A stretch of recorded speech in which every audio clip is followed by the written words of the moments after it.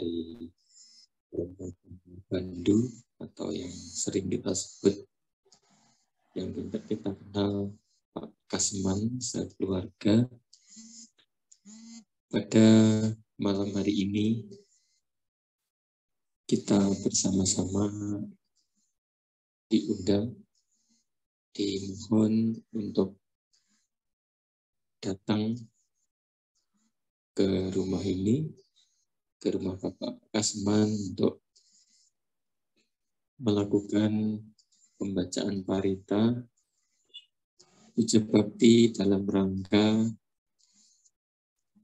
mengenang 100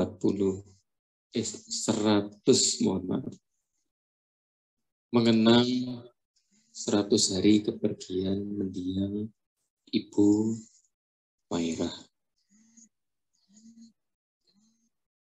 Dengan harapan dari keluarga,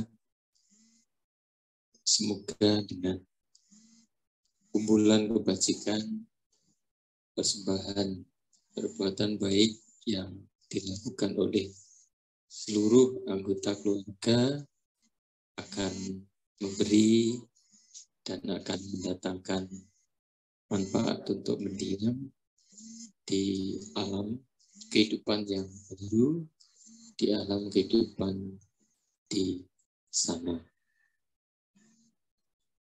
Para Bapak Ibu sekalian, ketika kita mengingat seseorang, ketika kita mengenang orang yang telah pergi, yang kita ingat, yang kita kenal adalah jasanya. Yang kita ingat, yang kita kenal adalah perbuatan yang telah kita terima, perbuatan yang telah dilakukan mereka-mereka di waktu yang sebelumnya, sehingga kita yang menerima tentunya kita bagaimana membalas jasa, membalas kebajikan mereka yang telah tiada itu dengan cara yang baik, dengan cara yang berguna, cara yang bermanfaat untuk mereka, untuk mendiang, untuk leluhur. Orang yang berjasa besar dalam kehidupan kita adalah orang tua kita, ibu dan ayah. Karena mereka-mereka itulah kita ada hingga sampai saat ini. Karena pengorbanan mereka, kita juga ada sampai sekarang. Karena perjuangan mereka, kita juga bisa sampai besar, tumbuh, dewasa seperti ini.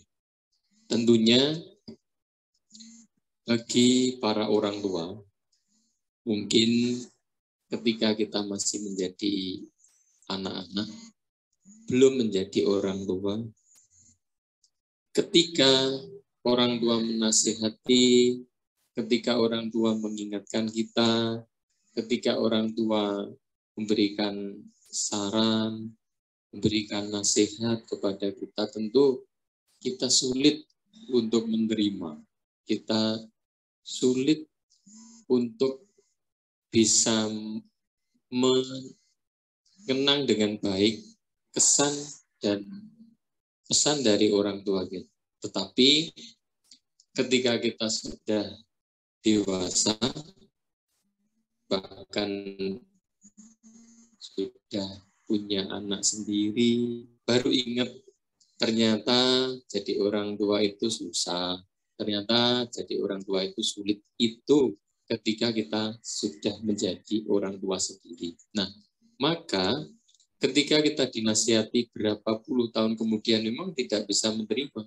Tetapi jawabannya 20-30 tahun kemudian baru kita bisa menerima. Oh iya, ternyata Jadi bapak itu ya susah, jadi ibu itu ya sengsara, jadi orang tua itu ya tidak gampang, jadi orang tua itu tidak mudah. Nah, di situ baru kita semua merasakan sebagai orang tua. Di situ kita baru merasakan susahnya dan sulitnya sebagai orang tua. Tentu orang tua di zaman dulu jauh lebih susah, jauh lebih sulit ketimbang orang tua di zaman sekarang. Zaman dulu misalnya kalau mau mengambil air aja, tidak ada sumur terdekat dan belum banyak sumur. Adapun mungkin satu dusun itu hanya beberapa dan bahkan berjauhan dan bahkan ada yang dari tempat yang jauh, dari mata air yang jauh, mereka harus mengambil air. Dan ketika mau melahirkan pun, mereka pun dengan tidak ada dokter seperti sekarang, tidak ada kendaraan seperti zaman ini, dan banyak kesulitan yang dihadapi oleh orang-orang tua di zaman dulu. Kita bisa membayangkan susahnya, sulitnya perjuangan mereka terhadap keluarga. Apalagi mendiang Mbak Mairah ini sebagai seorang ibu. Nah, walaupun di sini hanya ada ibu-ibu yang di belakang, mungkin ini juga karena streaming yang mengikuti atau nanti ada yang mendengarkan, menonton hasil rekaman ini. Seorang ibu tentu sangat sulit, mulai dari mengandung saja. Itu perjuangannya panjang, kesulitannya juga lama. Belum nanti ketika melahirkan dengan banyak rintangan dan kesulitan yang dihadapi. Kemudian sekarang juga mendidik, membiayai, membesarkan, kalau sakit, dan lain sebagainya, begitu banyak sekali kesulitan yang dihadapi seorang ibu. Kesulitan yang dihadapi seorang mama yang selalu begitu banyak pengorbanan-pengorbanan yang dilakukan oleh seorang ibu untuk anak-anaknya. Dan seorang ibu ini perannya begitu banyak, mendukung suami, mendukung Mbah Kasman atau Romo Dhammabandu. Ketika apapun yang dilakukan, apapun yang diperjuangkan, selalu memberikan dukungan. Karena suami istri kalau tidak kompak, tidak selaras, sejalan, seirama, satu ke timur, satu ke barat, juga iramanya tidak indah. Maka ketika ke timur, arahnya ke timur semua, ketika ke barat, juga ke barat semua. Dan ini dilakukan oleh mendiang Mbah Mairah ini untuk mendukung suami baik, mendukung untuk keluarga, yang tentu keluarga semua merasakan apa yang telah diperjuangkan, apa yang telah diupayakan, apa yang telah dikorbankan orang tua kepada anak-anak. Di samping untuk memperjuangkan keluarga, kesejahteraan dalam keluarga, tetapi Romo Dhammabandu atau Mbah Kasman ini juga berjuang untuk agama, berjuang untuk kelestarian agama Buddha.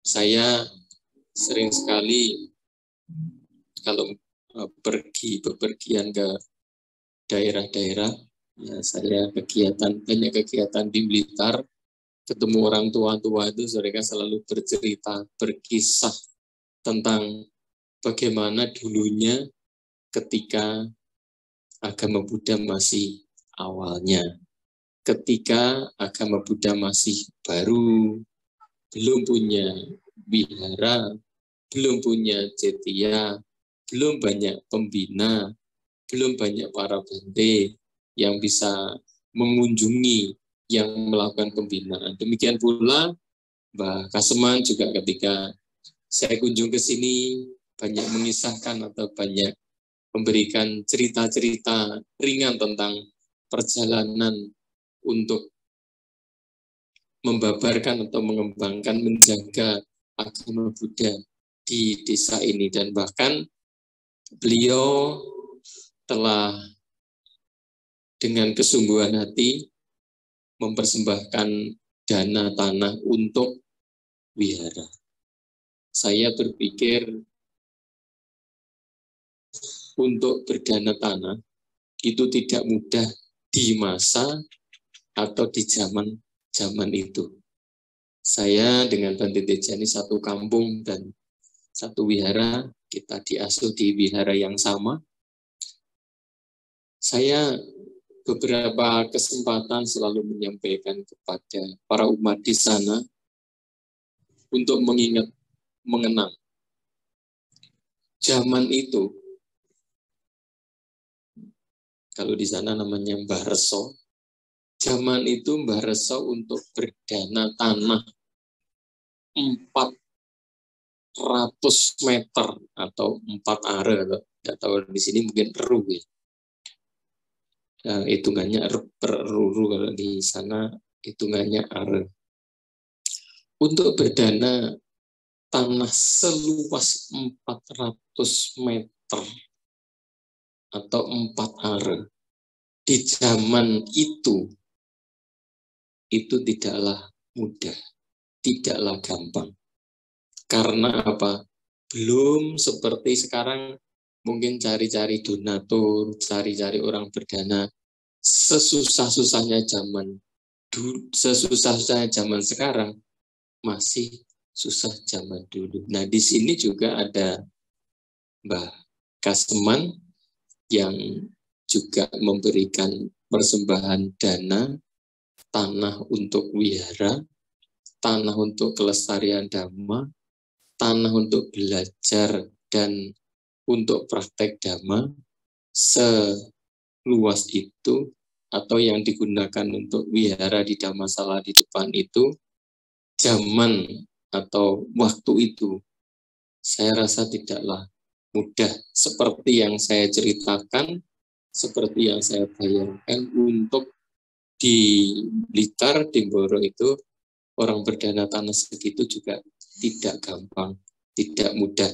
Tetapi orang-orang dulu yang saya saluti punya kerelaan, punya kesungguhan, punya keyakinan yang begitu besar untuk bisa berbuat, untuk bisa berdana, untuk bisa melakukan seperti itu. Selain berdana tanah, tentunya juga Romo Dhammabandhu atau Pak Kaseman ini juga begitu banyak melakukan hal-hal yang berhubungan dengan agama Buddha. Kalau di Blitar sana, untuk berjuang itu tidak gampang, dan bahkan karena dulu juga sulit, dulu juga susah, dan bahkan sering sampai keluar masuk kantor polisi, kemudian ditangkap, kemudian diinterogasi, dan lain sebagainya. Banyak kisahnya, banyak ceritanya. Tetapi ketika mendengarkan orang-orang tua demikian, ketika mendengarkan para pendiri, para tokoh, mereka-mereka yang melakukan atau yang memperjuangkan seperti itu, ketika kita mengingat atau mendengarkan, baru kita, ternyata susah juga ya zaman dulu itu. Ternyata sulit juga ya zaman dulu. Ternyata tidak segampang, tidak seperti yang kita bayangkan. Seperti zaman sekarang, untuk bisa merdeka sampai 77 tahun, kita bisa aman, bisa enak, bisa berkegiatan. Ini adalah juga perjuangan para pahlawan, mereka-mereka yang telah memperjuangkan negara kita. Ketika kita tahu perjuangannya seperti apa, katanya orang-orang dulu sering sampai pakai baju goni, Asman nate ini, baju goni, sarung goni, klambi goni, begitu sulit, begitu susah orang-orang zaman dulu. Baik bagi kita kalau diomongi baju goni, sualan goni, kan angel, sulit, tidak bisa membayangkan. Tetapi coba tanya orang-orang tua itu, pasti tahu orang-orang tua itu mengalami hal kesulitan seperti itu. Sehingga ketika ditanya ke sana, perjuangan orang dulu zaman itu, mereka pasti akan teringat dengan apa yang diperjuangkan itu dengan susah payah. Demikian pula kita sebagai penganut ajaran Sang Buddha sampai hari ini, ketika diingatkan kembali apa yang diperjuangkan Pak Kaseman, juga mungkin para tokoh-tokoh ataupun juga pendiri-pendiri yang lain, tentunya perjuangan yang tidak gampang, perjuangan yang tidak mudah yang dilakukan di masa atau di waktu itu. Sehingga dengan perjuangan itu pun, kalau tidak didukung dengan keluarga, ya dalam hal ini Mbah Mendiang, Mbah Mairah juga mendukung suaminya untuk kegiatan mungkin pembinaan, untuk kegiatan di dalam pembinaan dharma, kegiatan untuk pembinaan agama Buddha. Ketika didukung, ketika disupport, maka Mbah Kaseman pun juga semangat. Itu juga didukung dengan yang lain, sehingga apa yang dilakukan, apa yang diperjuangkan ini merasa juga ada yang mendukung dari keluarga yang telah memberikan restu, yang telah memberikan dukungan dengan baik untuk mengembangkan, untuk menjaga kelestarian Dhamma, kelestarian agama Buddha. Nah, mengingat perjuangan yang dilakukan ini, lalu sekarang apa yang bisa kita lakukan?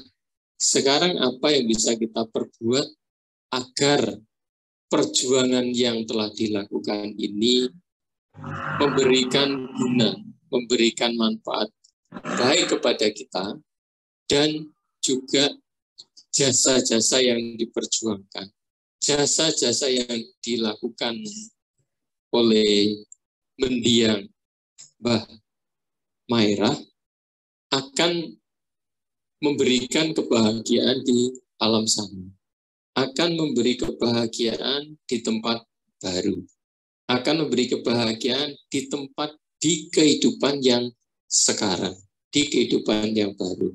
Nah, kalau kita bisa lakukan atau kita bisa mendorong atau mendukung apa yang diperbuat, apa yang dilakukan mendiang Mbah Mairah semasa hidup, lalu sekarang kita akan melakukan, akan berbuat, utamanya keluarga ataupun para umat yang ada di sini, dengan beberapa hal yang bisa kita lakukan, dengan beberapa hal yang bisa diperbuat untuk kebahagiaan mendiang Mbah Mairah di alam sana.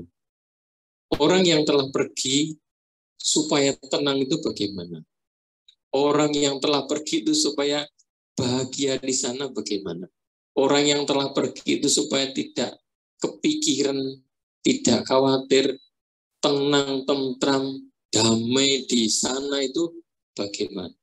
Tentunya yang bisa mendukung, yang bisa mengkondisikan adalah utamanya anggota keluarga, juga mungkin yang lain atau umat yang di sini mungkin bisa melakukan atau bisa mendukung dengan cara-cara bagaimana pengkondisian supaya mendiang itu tenang, supaya mendiang ini bahagia, supaya mendiang ini di sana mendapat tempat yang baik.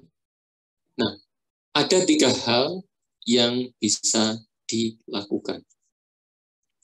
Dan 3 hal ini tentu diharapkan oleh banyak orang tua. Ataupun juga kita selalu berharap demikian. Apa 3 pengharapan? Apa 3 kondisi yang mendukung orang yang telah tiada ini bisa tenang dan bahagia di sana. Yang pertama adalah doakan. Siapapun ketika didoakan, itu pasti akan senang. Siapapun yang didoakan akan tenang. Siapapun yang didoakan akan bahagia. Maka ketika kita bisa mendoakan atau melakukan kebajikan atau melakukan pelimpahan jasa, bahasa ringkesnya itu didoakan, tapi sebetulnya secara bahasa Buddhis, bahasa Dharma adalah kita melakukan pelimpahan jasa, melakukan kebajikan. Sehingga ketika kita melakukan kebajikan, melakukan pelimpahan jasa ini akan membuat mendiang ini bahagia. Dan kita sangat bersyukur, sangat beruntung sekali kita dikenalkan dan kita mengenal ajaran Sang Buddha, termasuk budaya-budaya yang cukup lama, karena di daerah atau tempat kita ini dulu adalah pernah agama Buddha pernah mengalami keemasan, sehingga pesan-pesan itu tetap dipakai sampai hari ini. Sehingga yang namanya selamatan, yang namanya menghormati leluhur, yang namanya mengenang jasa-jasa itu begitu sangat-sangat sering dilakukan. Karena menganut atau merujuk dengan ajaran Sang Buddha. Dan ada beberapa daerah, ada beberapa wilayah, ada beberapa keluarga yang memang ada yang tidak peduli, yang tidak ada perhatian terhadap anggota keluarganya yang telah tiada ini. Nah, mereka justru ada yang bercerita sampai mimpi ke anggota keluarganya. Ternyata memang setelah tiada, setelah salah satu anggota keluarga ini meninggal, tidak ada namanya persembahyangan, tidak ada yang namanya sesajian, tidak ada yang namanya sesuguhan, walaupun ringan-ringan, walaupun kecil-kecil, walaupun sampai ke kuburan membawa bunga, itu sama sekali tidak dilakukan. Dan bahkan ketika salah satu anggota keluarganya dimimpiin, kemudian mereka baru percaya, oh ternyata leluhur ini ada, oh ternyata yang orang meninggal ini butuh bantuan, oh yang meninggal ternyata butuh dukungan, butuh doa dan lain sebagainya. Sehingga ketika kita mengerti dan bisa mengenang jasa kebajikan mereka dengan kita membuat atau melakukan kebajikan-kebajikan yang memberikan manfaat kepada mereka. Kebajikan bisa dilakukan seperti ini. Mungkin ada 3 hari, mungkin ada 7 hari, ada 40 hari, ada 100 hari, ada 1000, ada setahun, ada 2 tahun, ada 1000 hari, nanti ada pengiling-iling dan seterusnya. Itu bisa dilakukan atau bisa disepakati oleh anggota keluarga ataupun kesepakatan di dalam masyarakat. Tetapi tidak hanya menunggu waktu-waktu tertentu itu, tetapi di setiap waktu, di setiap kesempatan, kita pun juga bisa berbuat atau bisa melakukan yang namanya patidana atau pelimpahan jasa. Kita mungkin baca parita, mungkin kita memberikan persembahan buah, memberi persembahan bunga di altar, atau kita bisa berdana masukkan uang ke kotak dana, atau kita membagi makanan kepada orang yang di jalan, kepada orang yang butuh. Maka pada saat itu kemudian kita bertekad atau menyampaikan semoga dengan kebajikan yang saya lakukan ini jasanya melimpah kepada mendiang A. Semoga berbahagia. Semoga mendiang mendapatkan kebahagiaan di alam sana. Ketika itu kita biasakan, ketika itu kita lakukan, maka mendiang mendapatkan jasa, kita yang hidup ini atau keluarga yang di dunia ini mendapat kesempatan untuk bisa berbuat kebajikan di setiap waktu, di setiap saat. Kemudian yang kedua, memaafkan. Namanya orang hidup itu pasti punya keliru, punya salah, yang sengaja atau tidak disengaja. Maka kalau tidak tahu di sini ada atau tidak, biasanya kalau di Blitar sana mau diberangkatkan itu biasanya ada yang memandu menyampaikan, Bapak ini misalnya mendia Mbah Maira niki enten kesalahan kekelantuan di ngapura no mboten. Nah, biasanya kan di sana saya saged di ngapura saged. Nah, itu kalau enten iki enten napa mboten. Nah, itu artinya apa? Artinya dalam hidup ini kita itu menyampaikan, jadi orang itu sebelum tiada kadang-kadang tidak punya kesempatan. Ketika tidak punya kesempatan, timbullah satu penyesalan. Wah, urung sempat memaafkan, urung sempat ngomong, urung sempat menyampaikan. Akhirnya sudah pergi. Nah, maka kadang-kadang membuat ganjelan. Maka supaya tidak ganjel, supaya lega, supaya tenang, supaya bahagia, maka anggota keluarga ini atau ada yang mewakili ini menyampaikan permohonan maaf di depan umum, di depan orang-orang yang akan mengantar, di depan orang-orang yang datang ke rumah duka, ke rumah kediaman yang baru meninggal itu. Maka disampaikanlah gitu. Kemudian ada juga anggota keluarga, ya kalau ada salah, semoga dimaafkan. Lek ono kleru, tolong di sepuro nggih. Nggih. Ada kleru di ngapura nggih. Nah, itu adalah anak-anak mewakili atau keluarga mewakili. Termasuk permohonan maaf itu dilakukan untuk penghormatan, namanya di tempat sana itu berobosan. Jadi begitu peti itu dipanggul dan anak cucunya itu pada berobosan.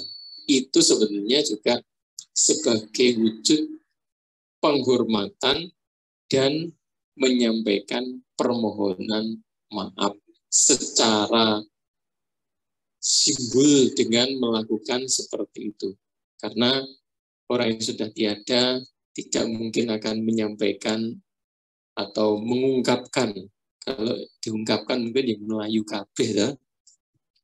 Nah, maka itu disampaikan oleh anggota keluarga.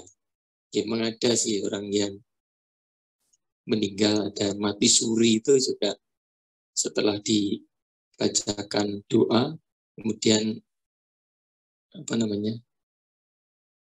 itu saudaranya Bante Wiwita itu pernah cerita, sungguhan bukan bisa ditanya Bantenya. Jadi mati suri, begitu sudah di dalam peti, kemudian didoakan, setelah didoakan kemudian langsung lungguh, lah kalian kemana? Mister Bante-bantenya mesti Melayu. Umatnya mesti ke Melayu nih banter, Bantene walaupun rasa Melayu mesti melu Melayu.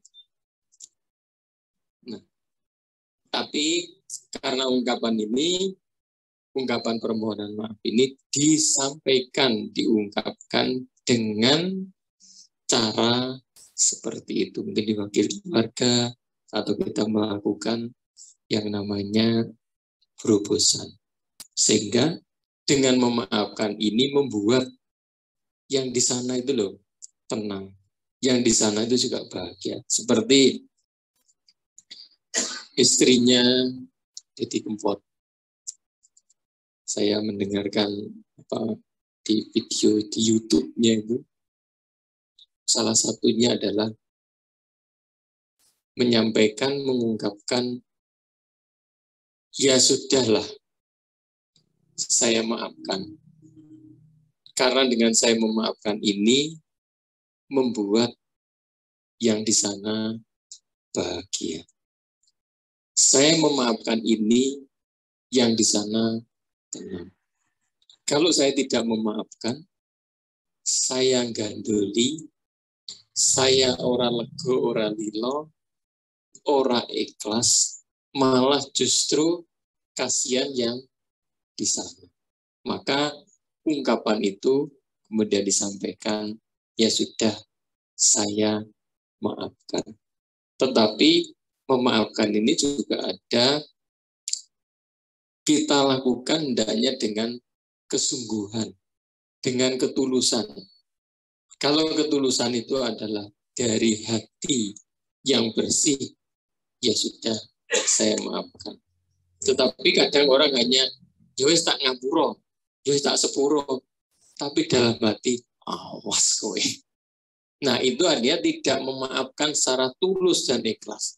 Tetapi ketika kita memaafkan dengan tulus dan ikhlas, ya sudah, kita betul-betul memang memaafkan. Harapannya ketika kita melatih, mengungkapkan, menyampaikan demikian, maka yang di sana itu bahagia, lega, kita juga pelan-pelan, sedikit demi sedikit, kita bisa melatih diri kita, bisa melatih mengembangkan diri kita, bisa melatih batin kita agar supaya batin kita itu ketika kita biasakan, kita latih, kita kembangkan untuk bisa menyampaikan dengan tulus, dengan ikhlas, rasa maaf itu membuat kita juga enak, kita juga nyaman, kita juga bahagia karena saya telah memenangkan pertarungan melawan diri saya sendiri. Apalagi namanya anak dengan orang tua, itu kadang-kadang abot.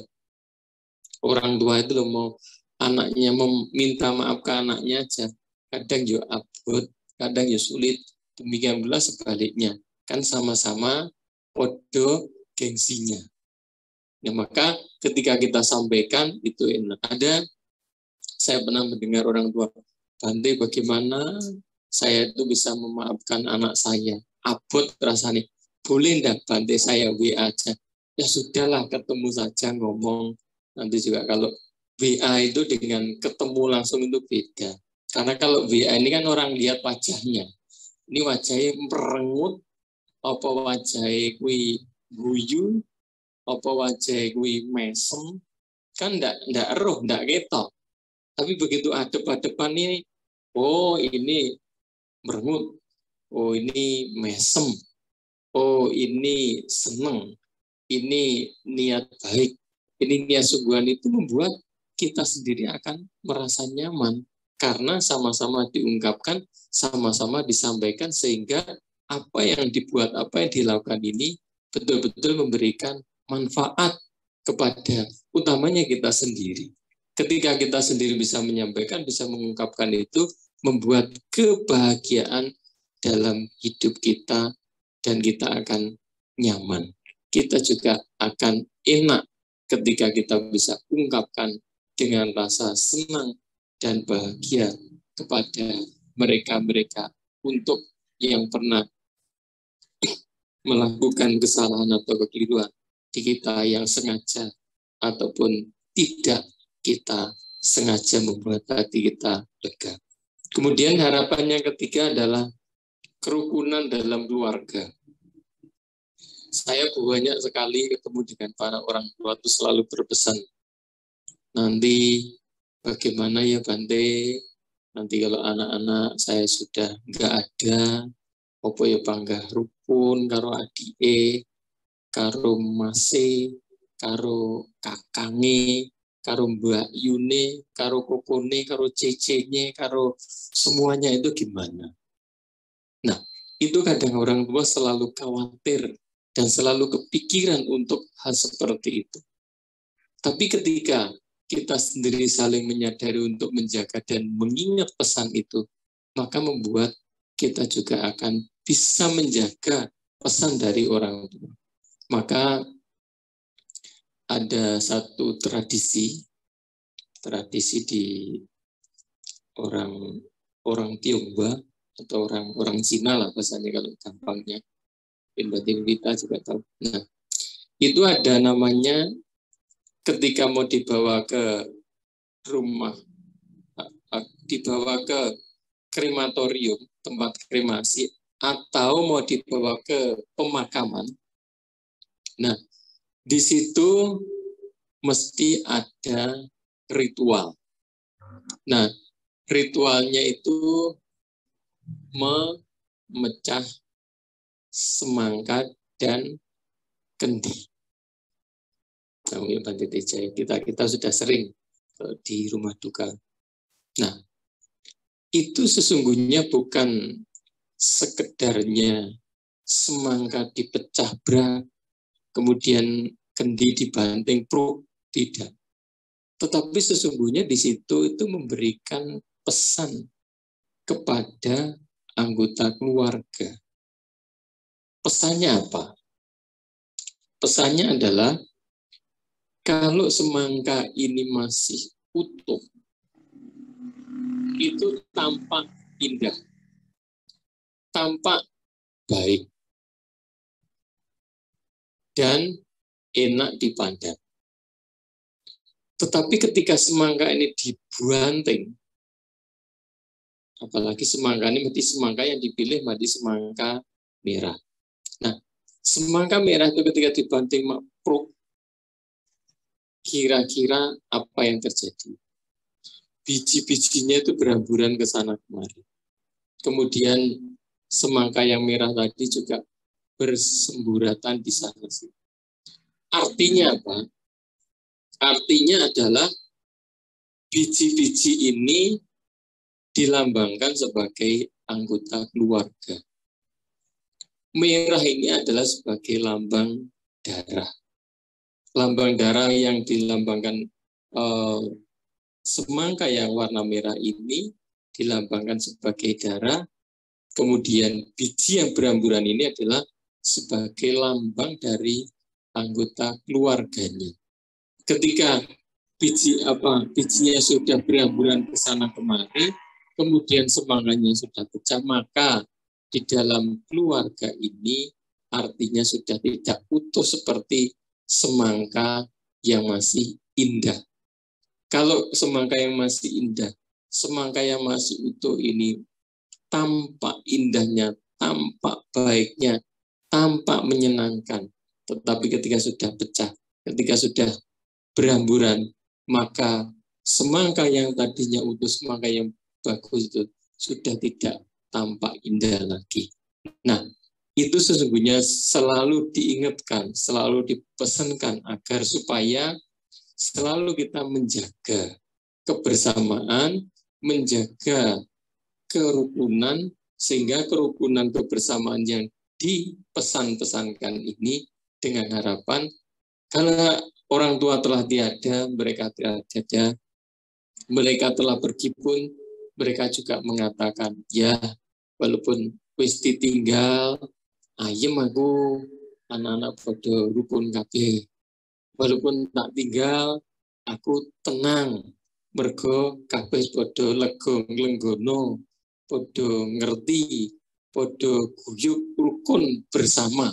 Nah, itu yang diharapkan oleh orang tua. Sehingga dengan 3 hal yang disampaikan, 3 hal yang diharapkan oleh orang tua ini membuat atau menjadikan kita semua atau seluruh anggota keluarga ini kita saling menjaga, kita semua saling mendukung, kita semua juga saling bergandeng tangan, kita semua saling sama-sama untuk mengingat pesan, harapan dari orang tua. Dengan kita mengingat dan harapan dari orang tua inilah nanti kita semua juga akan bisa mewujudkan, kita bisa menjaga nama baik, kita bisa menjaga perjuangan dari orang tua.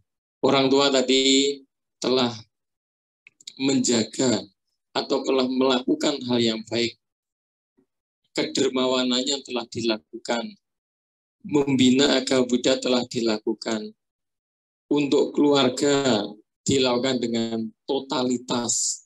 Harapannya semoga apa yang diperjuangkan, apa yang dilakukan ini, utamanya anak-anak bisa mencontoh, meniru, dan juga bukan hanya anak-anak, bukan hanya anggota keluarga, tetapi mungkin bagi kita semua atau para umat yang di sini bisa menjadi contoh, bisa menjadi teladan, bisa menjadi generasi penerus. Kalau tadi sudah diawali, diperjuangkan, semoga keteladanan atau contoh yang sudah dilakukan ini bisa dilanjutkan, bisa diteruskan. Sehingga kadang orang tua ketika memperjuangkan kemudian ada yang meneruskan, ketika ada yang melanjutkan, maka sebagai orang tua itu akan senang dan akan bangga. Oh iya, aku lek berjuang saiki terus nih. Oh iya, aku lek berjuang saiki dilanjut nih. Oh iya, aku lek berjuang enek sing neruske. Begitu menjadi bangga, menjadi bahagia, menjadi senang karena apa yang telah diperjuangkan, apa yang telah dilakukan ini sudah dilanjutkan. Sudah ada generasi-generasi yang melakukan, melanjutkan, menerapkan seperti apa yang sudah dilakukan dan diperjuangkannya. Semoga dengan niat baik dari keluarga Mbah Kasman untuk peringatan 100 hari meninggalnya mendiang Mbah Mairah yang diawali tadi dari mengundang makan siang Bante dan Samanera, malam hari ini membaca parita, bermeditasi, mendengarkan dhamma, kemudian nanti akan melakukan kebajikan yang lain, serta nanti memberikan suguhan makanan, minuman kepada para tamu yang datang, tamu yang hadir. Semoga niat baik dari keluarga, wujud hormat dan bakti dari keluarga untuk mendiang Mbah Mairah ini, semoga akan mengkondisikan mendiang Mbah Mairah dalam perjalanan kehidupan yang baru, kehidupan yang selanjutnya, senantiasa mendapatkan kebahagiaan serta selalu dalam lindungan Tiratana. Sabi Sata Bhavantu Sukitata, semoga semua makhluk berbahagia.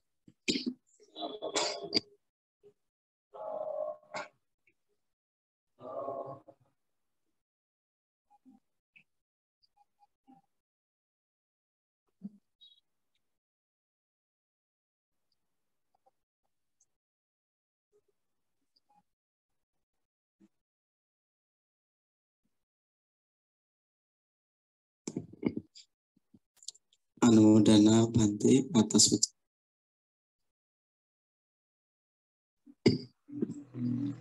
selanjutnya persembahan Mataka Sanggadana Gata untuk anggota keluarga yang mewakili penyerahan dipersilakan menempati tempat yang sudah disediakan.